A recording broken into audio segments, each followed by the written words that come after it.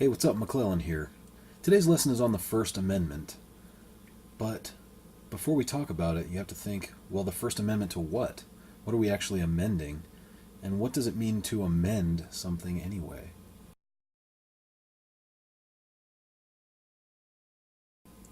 So what are we amending? Well, the Constitution is the supreme law of the land, but the framers of the Constitution, the Founding Fathers, knew that as men, as people are imperfect, so would the government created by men be imperfect. So they created a system by which we could amend the Constitution. Amend actually means to change something for the better, to improve upon it. It's not just a change, it's a change for the better.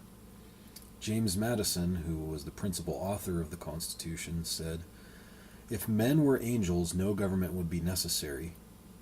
If angels were to govern men, neither external nor internal controls on government would be necessary." So the founders knew that we weren't perfect. We aren't perfect. And that led them to allow us to change what they had put in place. Implicit in the word amendment is that whenever we alter the Constitution, we are altering it for the better.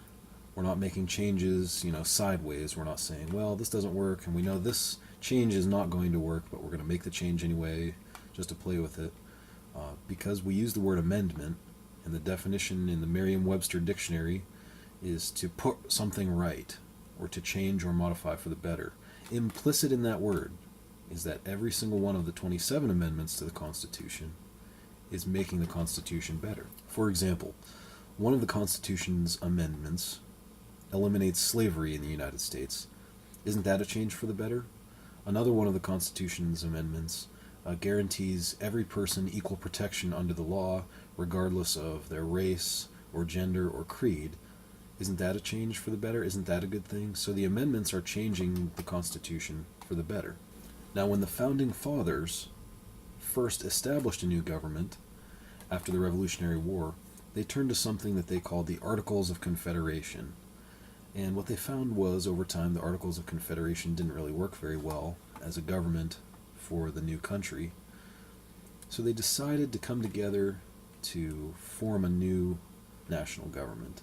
Initially, they wanted to just amend the Articles of Confederation, but once they met up and started talking about that, they realized they needed a whole new document.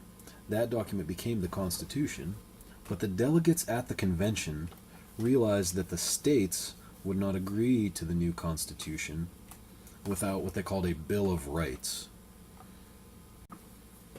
So they drafted a Bill of Rights, which originally had more than 10, but they whittled it down to 10. And what was the very first one, the very first amendment to the Constitution, the very first right in the Bill of Rights? What did they put in there first? If it's first, it must be the most important. Well, the very first amendment says this: "Congress shall make no law respecting an establishment of religion or prohibiting the free exercise thereof, or abridging the freedom of speech or of the press, or the right of the people peaceably to assemble and to petition the government for a redress of grievances." That's the very first amendment that they put in. So there you go, a quick overview of the First Amendment and a few topics that go along with it.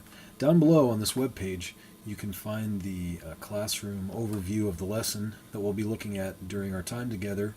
If you want to download that and take a look at it, you'll be able to fill in some blanks that go along with the lesson, and also you'll see a number of cases that we'll be discussing, and I'll be asking you to determine whether or not the First Amendment applies to those cases. So check it out down below. That's the First Amendment.